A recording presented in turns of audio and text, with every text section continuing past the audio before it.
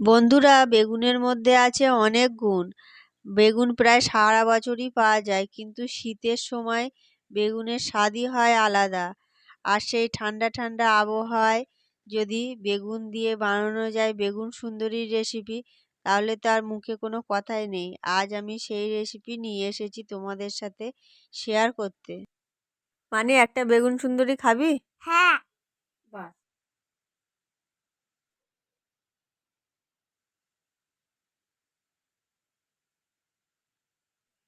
খুব সুন্দর হয়েছে মা। নমস্কার বন্ধুরা, সুপ্রিয়া কিচেন ব্লগে সবাইকে স্বাগত। আশা করি তোমরা সবাই খুব ভালো আছো। আজ আমি তোমাদের দেখাবো একটা নিরামিষ অথচ ইউনিক রেসিপি, বেগুন সুন্দরী। তাহলে দেরি না করে ঝটপট দেখে নিই নিরামিষ বেগুন সুন্দরী বানানোর জন্য কি কি নিয়েছি। বেগুন সুন্দরী বানানোর জন্য এখানে নিয়েছি একটা বড় সাইজের বেগুন আর একটা ছোট সাইজের বেগুনের হাফ 4 পিস করে কেটে নিয়েছি। 4 চামচ সর্ষের তেল, 3টে কাঁচা লঙ্কা, 2 ইঞ্চি আদা কুচি, একটা ছোট সাইজের টমেটো কুচি, অল্প ধনিয়া পাতা কুচানো। এছাড়া নিয়েছি 2 চামচ পোস্ত, 2 চামচ গোটা জিরে, 3টে শুকনো লঙ্কা, 2 চামচ লবণ, হাফ চামচ হলুদ গুঁড়ো। আমি আগে থেকে বেগুনটাকে 4 পিস করে কেটে ধুয়ে রেখেছি। এখন এতে অল্প লবণ, হলুদ আর সর্ষের তেল দিয়ে মাখিয়ে নেব।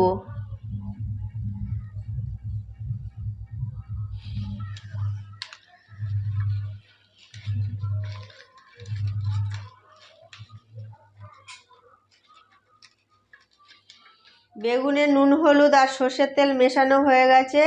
এবার আমি বেগুন সুন্দরী বানানোর জন্য মশলা করে নেব। সেই জন্য আমি কড়াটাকে গরম করে নিয়েছি। এরপর এর মধ্যে দিয়ে দেবো, কড়াই কোনো তেল দেইনি, আর সেই কড়ার মধ্যে দিয়ে দেব পোস্ত। এবার পোস্তটাকে শুকনো কড়াইয়ে একটু নেড়ে চেড়ে ভেজে নেব। পোস্তটাকে এই জন্যই ভেজে নিচ্ছি যাতে মশলাটা মিহি হয়। পোস্তটাকে হালকা করে নেড়ে চেড়ে ভেজে নিয়েছি। এবার পোস্তটাকে আমি একটা পাত্রে নামিয়ে নেব, কারণ বেশি ভাজা যাবে না, তাহলে পুড়ে যাবে।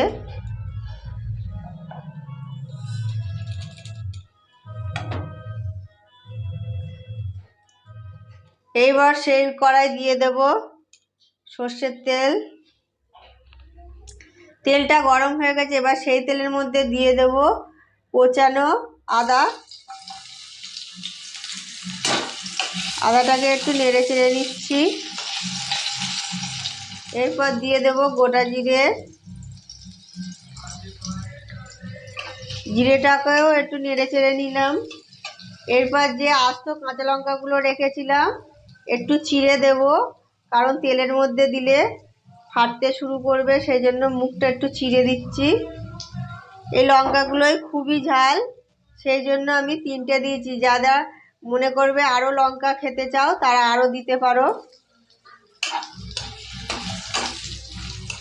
এরপর দিয়ে দেব টমেটো কুচি। এইভাবে সব গোটা মশলাকে 1 থেকে 2 মিনিট একটু কষিয়ে নেব। 1 মিনিট মশলা কষানো হয়ে গেছে। এবার গ্যাসটাকে বন্ধ করে একটা পাত্রে নামিয়ে নিচ্ছি মিক্সি মারার জন্য।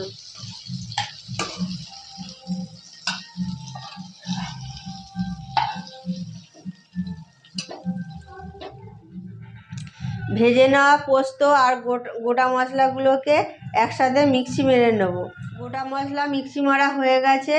এবার আমি বেগুন সুন্দরী বানাবার জন্য বেগুনগুলো ভেজে নেব।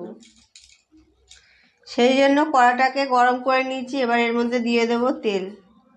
তেল গরম হয়ে গেছে, এবার আমি এর মধ্যে একে একে বেগুনগুলো ভেজে নেব।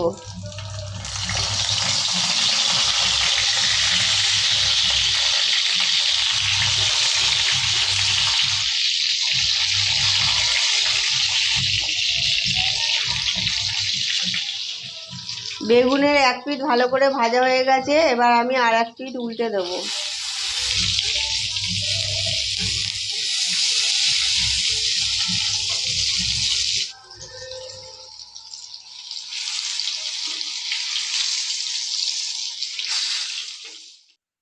বেগুনগুলো ভাজা হয়ে গেছে, এবার আমি বেগুনগুলোকে একে একে তুলে নেব।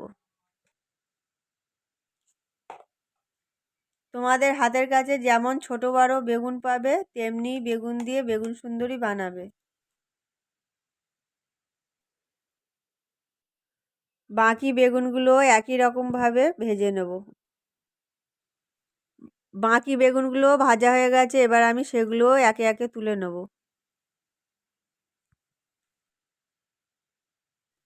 সেই তেলে দিয়ে দেব 3টে শুকনো লঙ্কা। শুকনো লঙ্কাটাকে একটু নেড়ে চেড়ে এবার তেলে দিয়ে দেব আগে থেকে পেস্ট করে রাখা মশলা। মশলাটা একটু কষিয়ে নিয়ে দিয়ে দেব মিক্সার ধোয়া জল, যাতে মশলাগুলো নষ্ট না হয়। এইভাবে আরেকটু কষিয়ে নেব। মশলাটা কষা হয়ে গেছে, এবার এর মধ্যে দিয়ে দেব হলুদ, এরপর দিয়ে দিলাম নুন।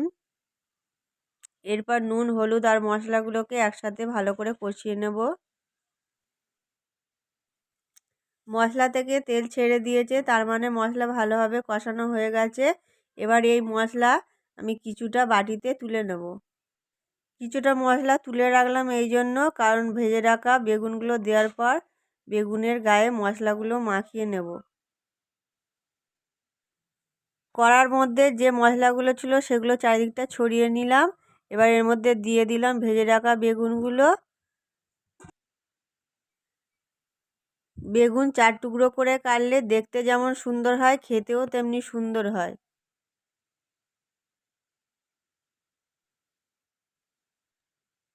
এবার ভেজে রাখা বেগুনগুলোর ওপর তুলে রাখা মশলা মাখিয়ে দিচ্ছি, যাতে বেগুনের মধ্যে মশলা ভালোভাবে মিশে যায়।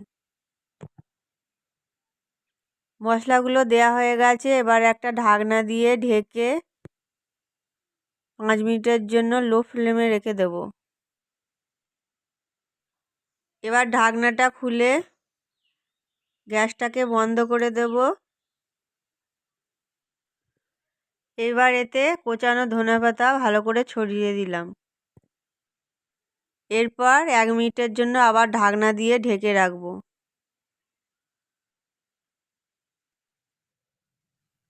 1 মিনিট পর ফিরে আসলাম। এবার ঢাকনাটা খুলে বেগুন সুন্দরী কমপ্লিট হয়ে গেছে। এবার একটা পাত্রে নামিয়ে নেব। দেখো বন্ধুরা, দেখতে কত সুন্দর হয়েছে, নিশ্চয়ই খেতেও খুব সুন্দর হবে। তোমরা অবশ্যই বাড়িতে বানিয়ে খেয়ে কমেন্টে জানাবে কেমন হয়েছে।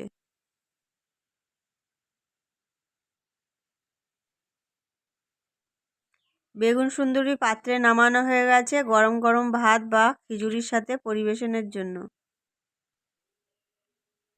আমার এই ইউনিক রেসিপিটি যদি তোমাদের ভালো লেগে থাকে তাহলে একটা লাইক, শেয়ার, কমেন্ট এবং আমার চ্যানেলটিকে সাবস্ক্রাইব করার অনুরোধ রইল। ভালো থাকবে, সুস্থ থাকবে, দেখা হবে পরবর্তী পর্বে।